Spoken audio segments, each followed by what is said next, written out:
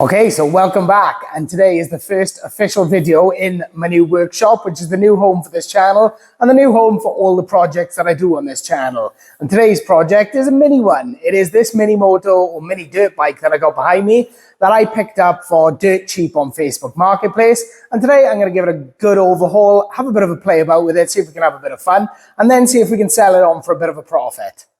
I'm just going to give you a quick whiz round of the new workshop in case you missed the last video. It's been a long week of moving things in, but I've now started to get some benches, toolbox in. The buggy is finally here, so we'll start seeing that a bit more. Got some, some new things over there, lots of materials and things that I need. So hopefully the whole workshop is going to make life a lot easier for doing projects on this channel. You've seen the workspace, let's look at the bike. So I picked this up on Facebook Marketplace for the pricely sum of just £30. The tyres are pretty good. The brakes seem to work. That's a little bit loose. Not that you can see from there. Currently a non-runner. Cracked fairing zero there. Pretty nasty on the forks, but hey ho. Other than that, it's not all too bad. Obviously, these mini dirt bikes are built pretty cheaply. They don't really last. I mean, they're only like 250, 300 quid brand new. So, I'm not expecting it to be in pristine condition, especially at 30 quid. I think that's a bargain at a starting point to pick one of these up with. Obviously, I did a mini pocket rocket a couple of months ago, and that was in a lot more of a worse shape than this. And I did all right on that. So I thought, it's cheap enough. Let's go. It'll be a bit of fun and something to do. So without any further ado, let's see if we can get this thing running and then get it stripped down and rebuild everything else. So, first things first, as you can see, and as I've already established, this thing is a non-starter. So, I need to work out, first of all, why is it not starting? So one of the first things you can see is there is no air filter on the carb, so there is no filtered air coming in, but it does mean there's plenty of air getting in, so it's probably not an intake problem.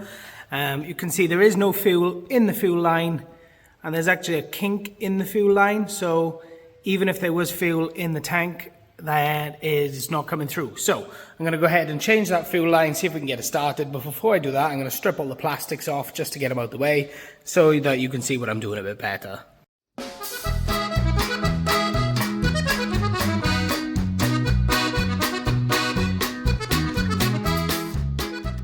As you can see by the fact that there is no fuel pouring out, there is absolutely no fuel in it, and this thing is crooked to all hell. So I'm just going to replace it with a bit of rubber hose. So I'm going to cut a section of that now, put that in, put some fuel in it, and see if we can get it to fire up.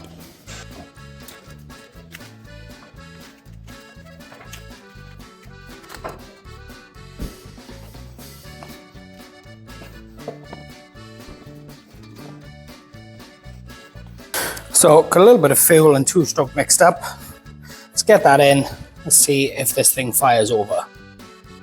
I mean, I probably should have just taken the carb off and replaced it, because I have got a new one there ready, but let's just see what happens. A little bit messy there, but it'll do. That's what a workshop is for. Fuel on.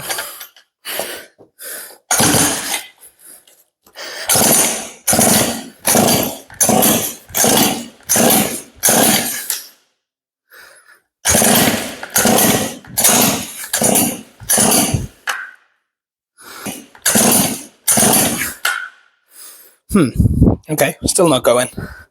Okay, so it was obviously never going to be that easy.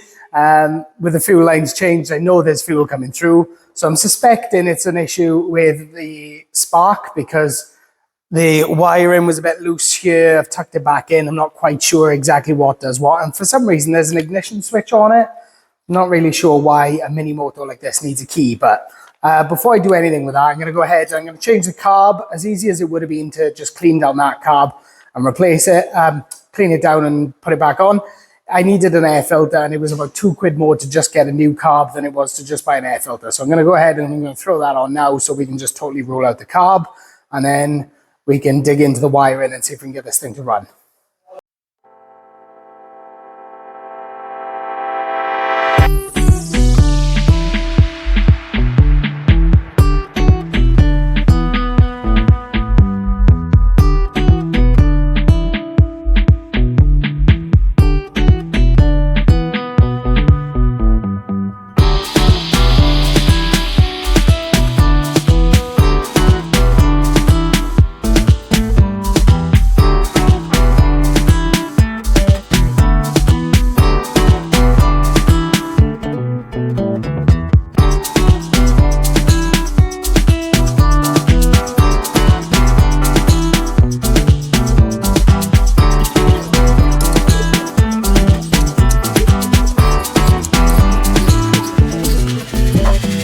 that's the carb done. New one on, air filter on. So that is done out the way. We know that's going to be good. So now to check for spark, I'm going to have to test all these wires and see what's doing what, because I actually have no idea. And there's not really a wiring diagram for these things, but there's not many wires, so it shouldn't really be that hard to work out. So let's go. So as you can see, I've taken the casing off for the pull start. I'm doing a continuity test on the wires to see what's what and if anything's broken. It turns out all the switches are backwards. Somehow, right now, the ignition switch is turned in the off position. However, the wires coming from it have continuity.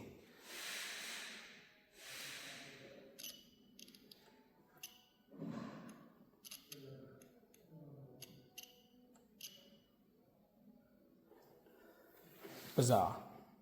If you turn the switch into the on position, the two wires coming out of it, nothing. And the exact same goes for the kill switch, which is currently in the off position, and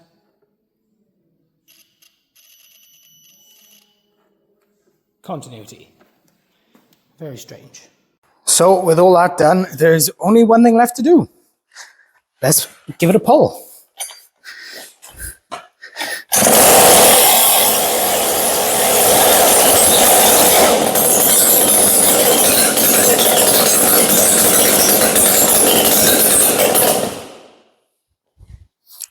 We have life. Okay, so let's try that again. But now, let's see. I've given it a few pulls. We'll see if it'll start with the fuel or just by pulling fuel through, not from pulling what I put in the spark plug. So let's go.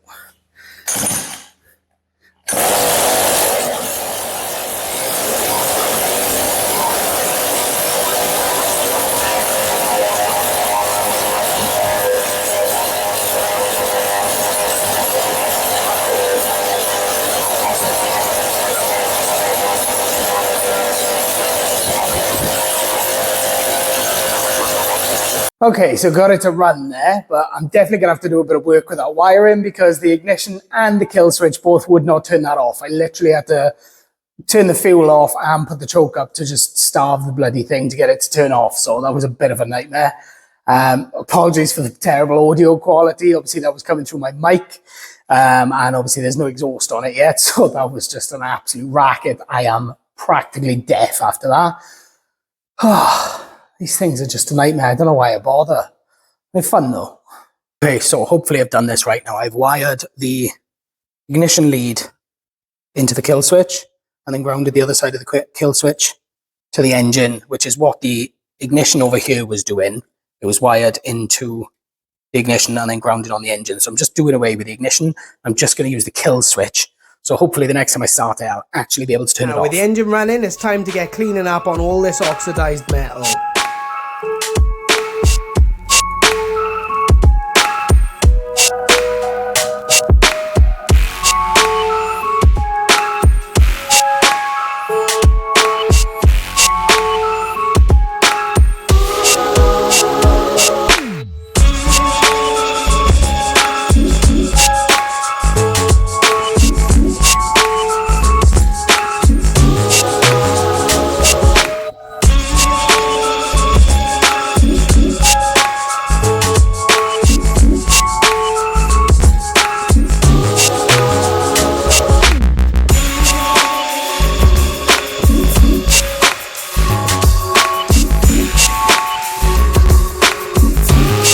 So front end's cleaned up quite nicely. It's not perfect, but you know, it's a mini dirt bike, so it's gonna get dirty. So before I take it out and do a bit of playing around on it, I gotta get that exhaust on and get it dressed back up. But to get it dressed back up, I've got a whole bunch of new plastics to go on it. So let's stick those on and see how it looks.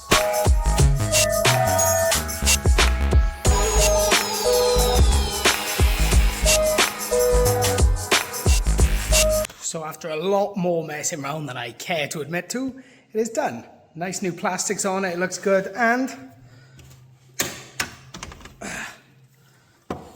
a working kickstand, which was incredibly difficult to do because I think that spring is too small for it, but I made it fit.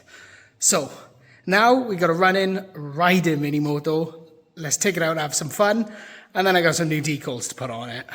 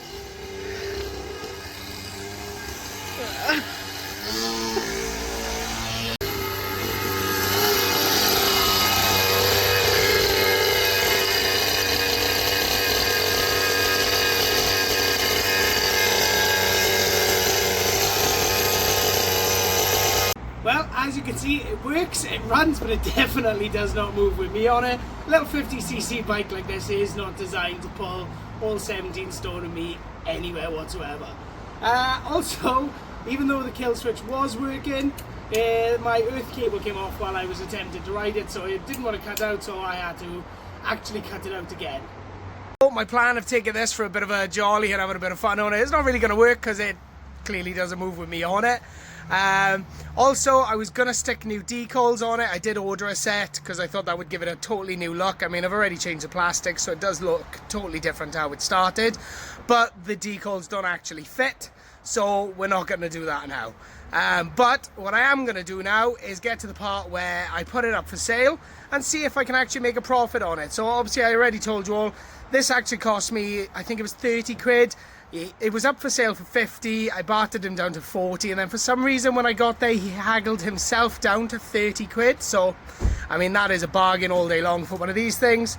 I mean, after I send the decals back, it probably owes me about 32 quid, something like that. It was about 11 quid for the carbon filter, 12 quid for new plastics, and a couple of quid for some new nuts and bolts and things. So I'll put all the math at the end of the video once I've actually sold it. But now I'm going to put it up on Facebook Marketplace for about 120, 130 quid, see what I can get for it. And just like that, the mini motor is sold. Now I know it's been a couple of seconds in this video, but it's actually been 4 or 5 days in reality. I put it up on Facebook a few days ago for asking £135, which is a bit of a cheeky offer, but it's a good starting point considering half the parts on it are new. And someone finally came along and offered me 120 quid. And I dropped the price a little bit to 120 quid because they actually pointed out that the exhaust muffler was missing, and I had no idea because that's how I got it. I just assumed that was right. 120 quid back for that little mini dirt bike is really not bad because I think it owes me about 70 quid, but let's crunch the numbers. I checked back through my messages and I actually paid £35 for the bike, not £30. So, bike, £35.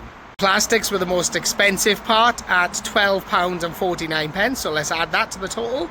Then you've got the new carb and the air filter, which was £10, so add that on. And there was £5.73 for fixings and exhaust fixings. Let's add that on. And I paid just £3.99 for a new kickstand spring, so let's add that on too. All of the parts costs plus the cost of purchasing the mini bike to start with, it means that the whole thing owes me £67.21. You take that from the sale price of £120, that leaves me with £52.79 profit, which is not bad for a little mini bike that I've probably got 2 or 3 hours tinkering with. I probably could have just got away with buying a new carb and getting it running and sold it with the plastics that were on it, and I probably would have got 100 quid for it and I'd have been done in 20 minutes or so. But I think putting all new plastics on it and giving the bike a totally new look and a good cleanup was the way to go, because it just looked so much better, and the person who bought it was really happy with how it looks, because obviously usually when people sell these things they're a bit of a mess and they're a bit of a project, and I quite like buying them and fixing them and turning them over because they're just quite fun to do. As fun as they are, that'll probably be the last time I do a mini bike of any sort just to buy it and sell it on this channel, because I've done a pocket rocket, I've done a mini dirt bike, so that is pretty much the only two out there. I haven't done a mini quad yet, which maybe at some point, but obviously I want to crack on with all the bigger projects that I'm used to on this channel. And even though I've got my nice new workshop, which I started the video in, I have somehow ended up on my messy old cold driveway. So yeah, it's funny how these things work out, isn't it? Okay, so that's a wrap for this video. That's all I got for you for this week. There's been loads going on in the background over the last week. Big clue as to one of those things is there. Big stress that I've had to deal with this week. If you can guess what that is, then fair play. But you'll see all about that in sometime in the next week. But after that, it is going to be back to business as usual. I'm going to crack back on with the Bandit, and then I'm going to get some videos made where I start stripping that buggy down. And I have got another project that you'll be seeing in the next week or so. So if you're not already to subscribe to the channel, then make sure you hit that subscribe button. And until the next video, thank you for watching.